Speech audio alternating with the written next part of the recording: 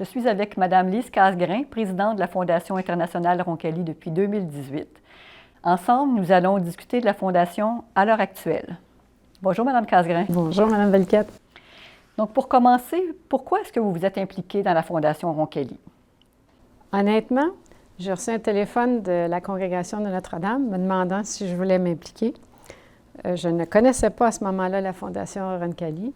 Cependant, je suis par éducation une fille de la CND, donc il m'était très difficile de dire non.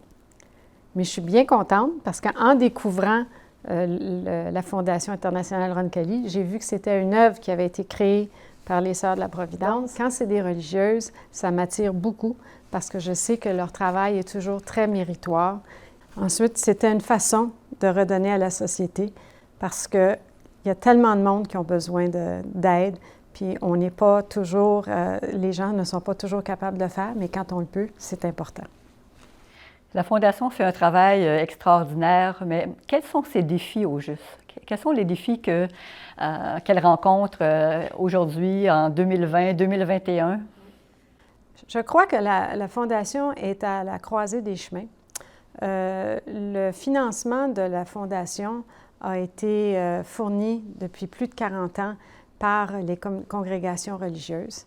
Et comme on le sait tous, au Canada, les membres des congrégations religieuses ont un certain âge. Alors, ça va être de plus en plus difficile dans le futur d'avoir du financement de cette origine-là. Cependant, c'est une opportunité pour nous de développer davantage d'autres secteurs de financement, d'autres mécènes. En plus, on a tellement à faire. Si on regarde juste la COVID, ça a affecté tout le monde entier. Regardez comment nous, personnellement, on a réagi. On est inquiet, on se pose des questions, on est démunis par moments. Comment sont les gens dans les pays en développement? Nous, le gouvernement nous a encadrés, mais les gens dans ces pays-là, ils sont seuls et ils sont laissés à eux-mêmes et c'est une question de survie. Alors, c'est très important. C'est un grand défi. Alors, c'est pour ça que c'est important. La Fondation, elle a beaucoup de défis encore et les effets de la COVID vont peut-être réduire les impacts de développement dans ces pays-là. Alors, on a encore plus de travail à accomplir. Comme présidente, qu'est-ce qui vous rend fière de représenter la Fondation? Je vous dirais, c'est quelque chose de très simple. Le charisme et l'humilité des congrégations religieuses qui font du travail phénoménal sur le terrain et ici aussi au Canada. Ces religieuses-là, ces religieux-là ont toujours travaillé dans l'ombre. On ne les reconnaît pas à leur juste valeur.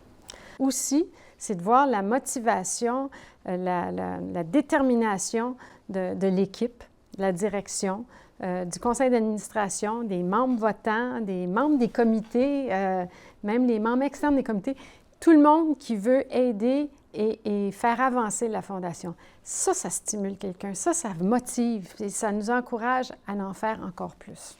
Et effectivement, quand on voit aussi l'impact que les projets peuvent apporter auprès des populations, il y a des témoignages, on en a entendu quelques-uns un peu plus tôt dans la soirée. Certainement que vous avez été témoin de plusieurs histoires de succès. Vous voulez en partager quelques-unes avec nous?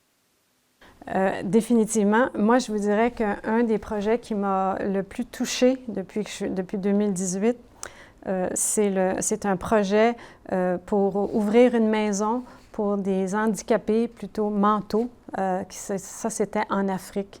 De voir comment ces gens-là étaient maltraités et que la Fondation a pu financer un projet pour ouvrir une autre maison pour aider, moi, je trouve ça phénoménal.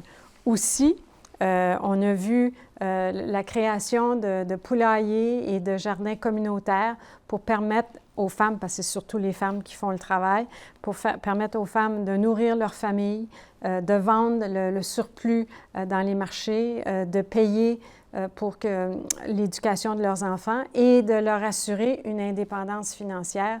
C'est tellement de base. Fait que c'est des choses que nous, on est habitués ici, mais qui ne sont pas toujours disponibles ailleurs. Alors, c'est quelques projets.